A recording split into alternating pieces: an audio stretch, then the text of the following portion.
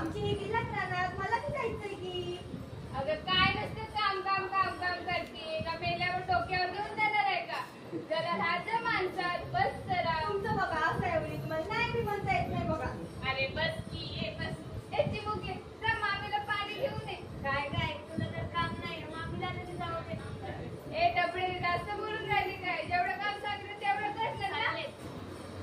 लय नुसतं पडत राहते ग तू वावरात. आता काम आहे तर करायला लागतंय. घ्या मामी पाणी. लय गं पुन्हा माझं बाळ. हा लय गुन्हाचं. घरी घेऊन जा 2 दिवस मग काय करायचं.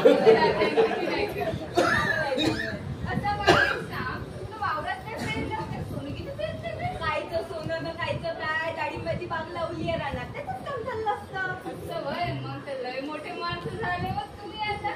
तसं मी ऐकलं डाळिंबाला लय खर्च लागतो.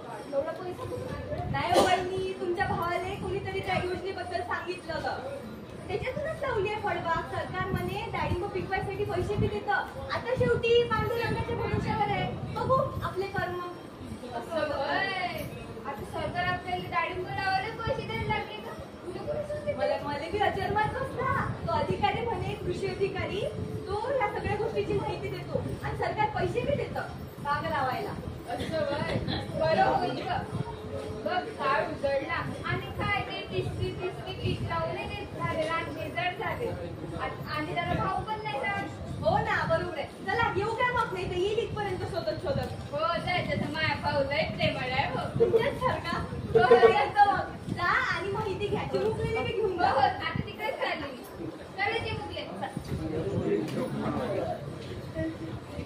या काय काम काढलंय? ते काही फळबागाची काहीतरी योजना त्याबद्दल हो आहे ना, भाऊसाहेब फुलकर फळबाग योजना. त्याबद्दल माहिती द्या की. देतो की, घ्या ऐका.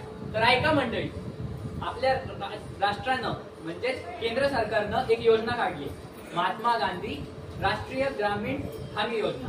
या योजनेअंतर्गत ज्या लोकांना लाभ मिळत नाही त्यांच्यासाठी आपल्या राज्य सरकारनं काढली आहे 2018 मध्ये भाऊसाहेब फुलकर फळबाग लागवड योजना. तर या योजनेचा कोण लाभ घेऊ शकतो? तर त्यासाठी आपल्याकडे जेव्हा जमीन असते ती जमीन कमीत कमी 10 गुंठे ते 10 हेक्टर ही कोकणी विभागासाठी आणि इतर विभागातले जे शेतकरी आहेत त्यांच्यासाठी 20 गुंठे ते 6 हेक्टर ही जागा असेल तर तुम्ही या योजनेचा लाभ घेऊ शकता.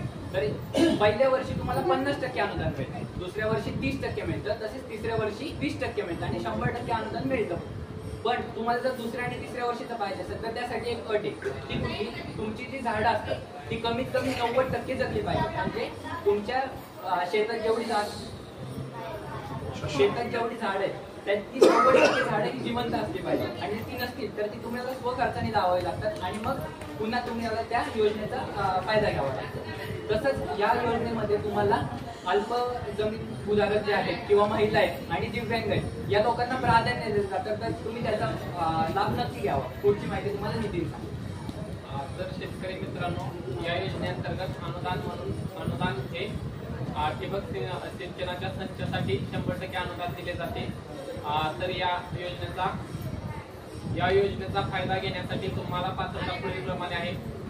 ज्या शेतकऱ्याला या योजनेचा फायदा घ्यायचा आहे त्या शेतकऱ्याच्या नावावरती 7/12 उतारा असणे आवश्यक आहे आणि या योजनेसाठी आवश्यक कागदपत्रे ही 7/12 उतारा 8 हमीपत्र आणि SC/ST समाजासाठी जात प्रमाणपत्र.